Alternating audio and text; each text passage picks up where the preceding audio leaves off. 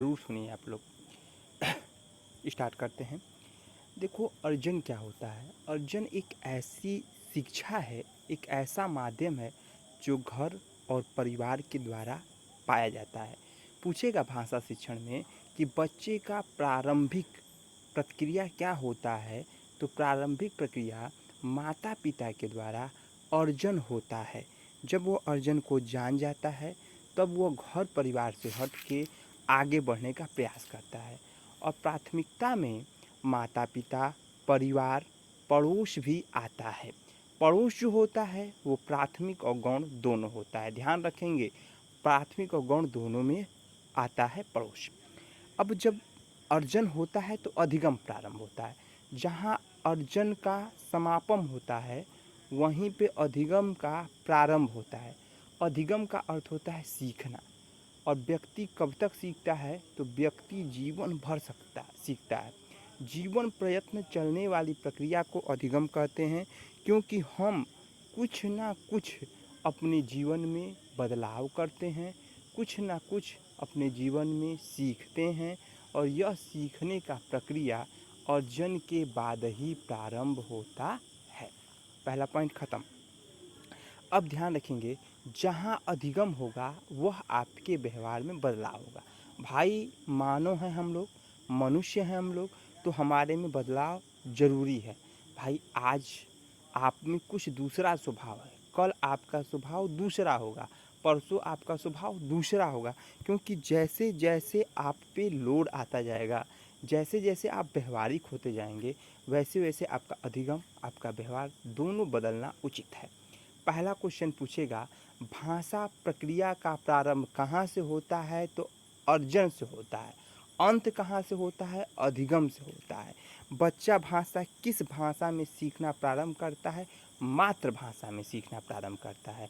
बच्चे की प्रथम गुरु कौन होती है? माँ होती है। इतना दिमाग में आप रख लीजिए।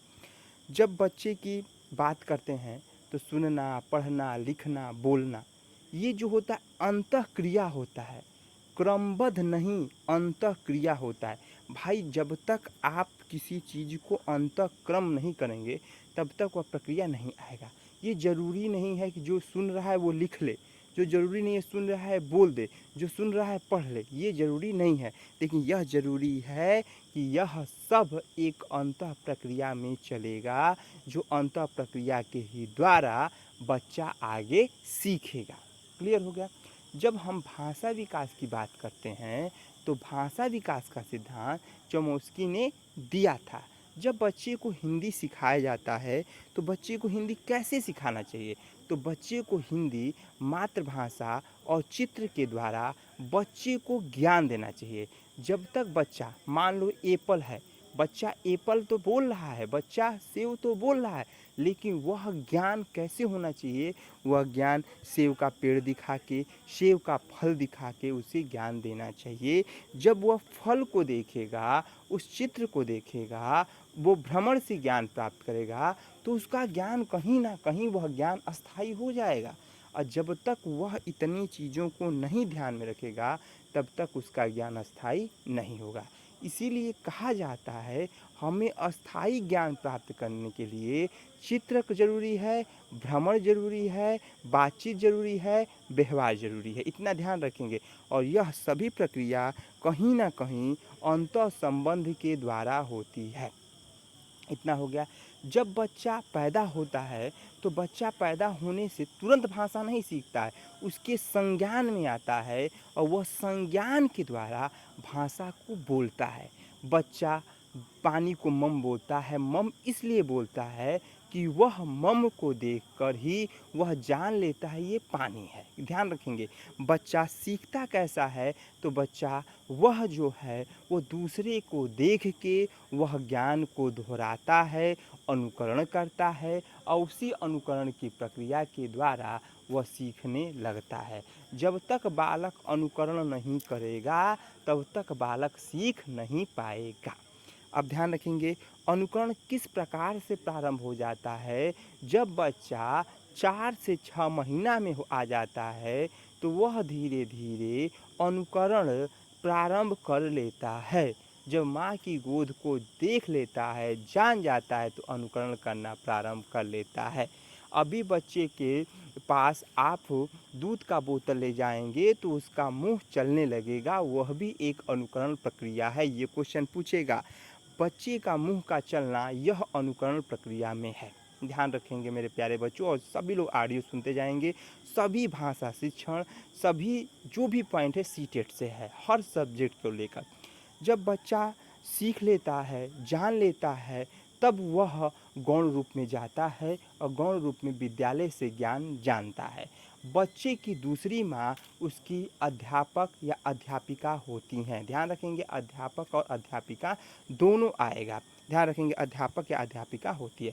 जब बच्चा सीखता है तो उसे हमेशा सरल से कठिन की तरफ जाना चाहिए, मूर्त से अमूर्त की तरफ जाना चाहिए, प्रत्यक्ष से अप्रत्यक्ष की तरफ जाना चाहिए। कहने का अर्थ है, भाई आप सीढ़ी पे चढ़ रहे हो, एकदम सरल भाषा में भाई कहीं नहीं मिलेगा, रामबाण है, बस सुनते जाओ मेरे प्यारे बच्चों, जो भी टाइम है बस सुनना है।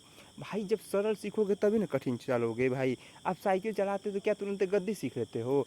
पहले हम डगराना सीखते हैं, डगराने के बाद कैंची सीखते हैं, कैंची के बाद गद्दी पर चढ़ना सीखते हैं। तो हमें सरल सीखना है और सरल से कठिन की ओर जाना है, मूर्त ज्ञान से अमूर्त ज्ञान।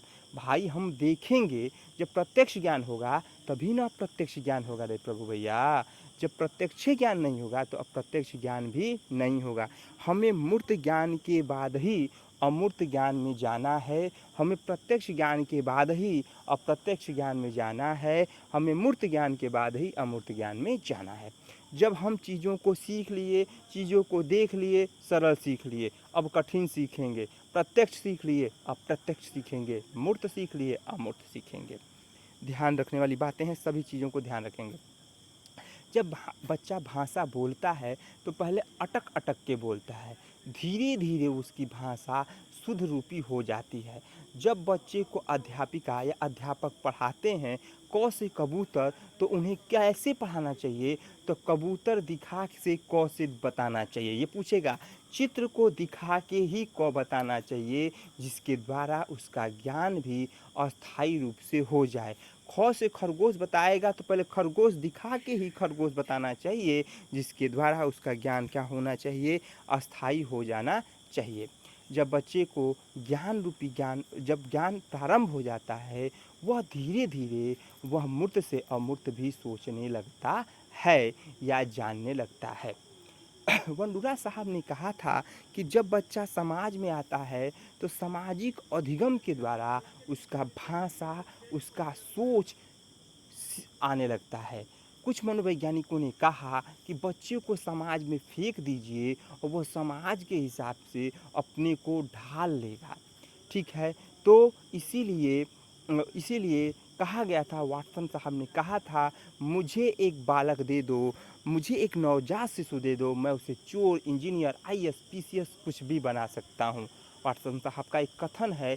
इसीलिए बच्चे को जब हम अब उसका ज्ञान धीरे धीरे प्रारंभ से ही प्रारंभ कर देंगे, धीरे धीरे पहले से ही प्रारंभ कर देंगे, तभी उसका ज्ञान धीरे धीरे आत्मप्रेरणा, आत्मकेंद्रित और धीरे धीरे भावनात्मक रूप से आ जाएगा।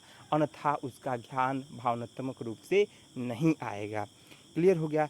जब बच्चा किसी चीज़ को सुनता है, खनक की आवाज़ सुनता है, मोबाइल की आवाज़ सुनता है, तो उसके कान खड़े हो जाते हैं और वह मोबाइल को पकड़ने का प्रयास करता है। यह भी एक अनुकरण की प्रक्रिया के ही द्वारा।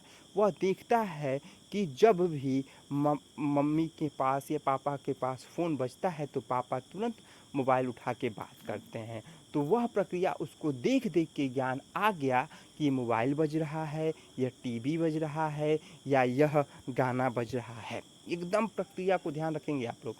जब बच्चा विद्यालय जाता है तो विद्यालय जाने के समय पहले वह कहाँ जाता है? तो विद्यालय में पहले प्राथमिक विद्यालय ना जाके आंगनबाड़ी में जाता है, और वह उमरिया 3 से 6 साल मानी जाती है। एकदम ध्यान रखेंगे भैया, उमरिया 3 से 6 साल मानी जाती है, क्योंकि आंगनबाड़ी जो होता है, मरियम मोंटेसरी के अनुसार बताया गया है कि आंगन में बाग लगाने से बाग खिल जाता है। उसी प्रकार से आंगन में जब बच्चे आते हैं, शिशु आते हैं, तो उनको जैसे जैसे हम पानी देते हैं, जैसे जैसे पढ़ाते हैं, उनका शिक्षा उज्ज्वल की ओर आगे बढ़ता है। तो ध्यान रखेंगे, मारिया मोंटेसरी के अनुसार आंगनबाड़ी का बालक कब आ जाना चाहिए, तो 3 साल में आना चाहिए। मारिया मोंटेसरी ने कहा था, जिस प्रकार से अध्यापक जैसे बालक को सींचेगा, उसी प्रकार से बालक फूल की तरह खिल जाएगा। ये भी मारिया मोंटेसरी का ही कथन है। ध्यान रखेंगे, जब बच्चा आगे बढ़ता है, शिक्षा को सीखता है या ज्ञान को सीखता है, तो वह अंदर के ज्ञान को बाहरी जीवन में लाने का प्रयास करता है। अंदर के ज्ञान को बाहर, ये भी क्वेश्चन पूछेगा, अंदर के ज्ञान को बाहरी लाने का प्रयास करता है।